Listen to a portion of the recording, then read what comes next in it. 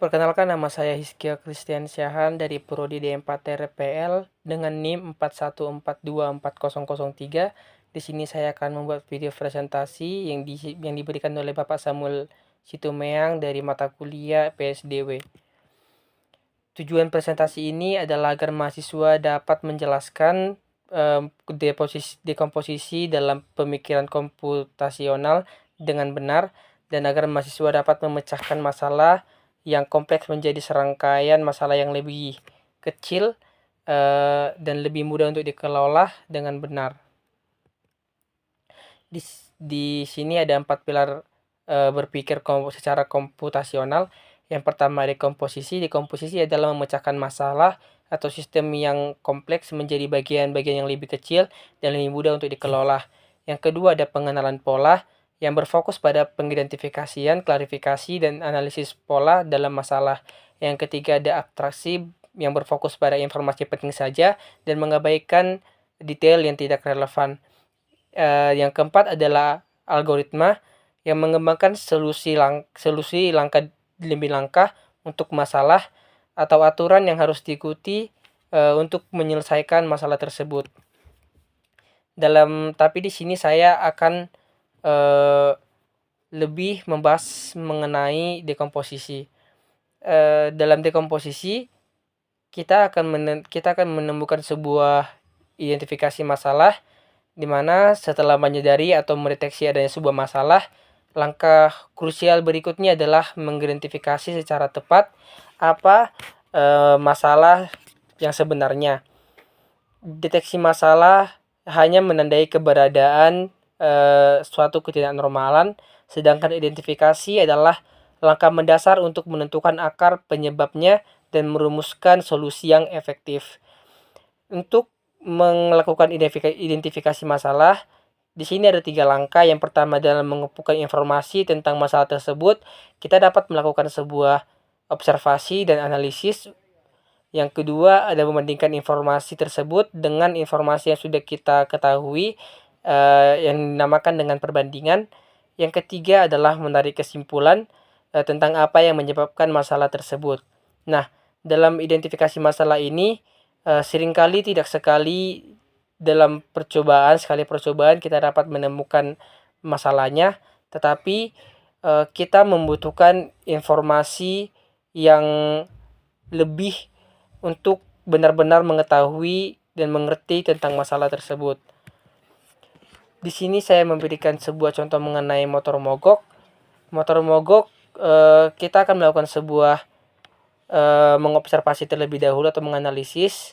Nah, setelah kita melakukan analisis, setelah mengumpulkan cukup informasi dan mulai membandingkannya dengan kertas masalah tersebut dengan pengalaman kita sebelumnya, atau dengan informasi yang kita dapat tadi, kita bisa membandingkannya dengan informasi yang kita dapat dari buku manual, internet, atau teman kita yang mengerti tentang mesin. Nah, setelah itu kita bandingkan informasi-informasi yang kita dapatkan setelah menganalisis motor kita yang mogok, dan juga kita bandingkan juga dengan informasi yang kita dapatkan dari buku manual, internet, atau teman kita tadi. Setelah kita bandingkan, maka kita mengidentifikasi apa yang sebenarnya menyebabkan motor itu mogok. Mungkin saja motor kita itu mogok karena akinya, mungkin juga karena kabelnya yang putus. Ada juga contoh lain adalah masalah di dalam rumah, yaitu lampu tiba-tiba mati. Kita pertama mengecek saklarnya, baru juga kita cek bola lampunya dan juga kabelnya. Setelah itu kita bandingkan dengan pengetahuan kita tentang listrik, atau kita meminta bantuan teknisi listrik. Di sini saya akan menjelaskan mengenai mengapa dekomposisi itu penting. Dekomposisi melibatkan pemecahan masalah atau sistem yang kompleks menjadi bagian-bagian yang lebih kecil, yang lebih mudah dikelola dan dipahami. Bagian-bagian yang lebih kecil tersebut kemudian dapat diperiksa dan diselesaikan atau dirancang secara individual karena lebih mudah untuk dikerjakan. Jika suatu masalah tidak diuraikan, maka pengerjaannya akan jauh lebih sulit untuk dipecahkan.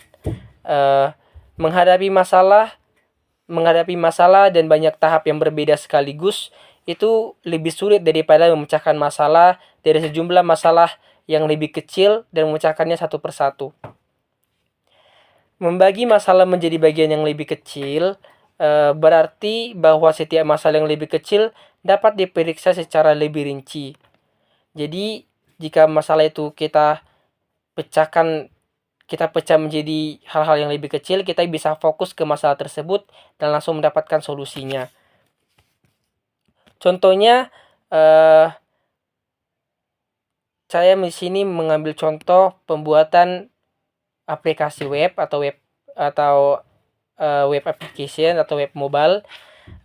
Coba kita bayangkan ketika kita pertama kali membuat sebuah aplikasi, mungkin ini adalah sebuah masalah yang rumit karena ada banyak hal yang perlu kita pertimbangkan. Oleh karena itu, dalam pembuatan aplikasi ini, kita bisa menggunakan dekomposisi untuk memecahkan masalah-masalah tersebut menjadi masalah-masalah yang lebih pembuatan web ini atau aplikasi ini bisa kita pecahkan menjadi masalah-masalah yang lebih kecil lagi.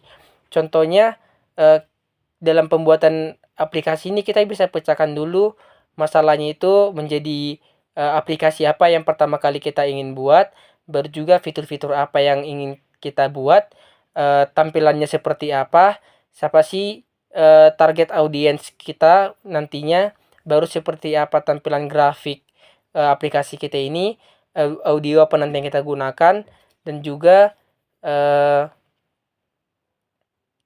animasi apa yang kita gunakan, dan juga bagaimana pengguna nanti menavigasi aplikasi kita, dan bagaimana kita melakukan pengujiannya, serta di mana kita akan menjual aplikasi ini. Mungkin hanya sekian yang bisa saya presentasikan. Terima kasih.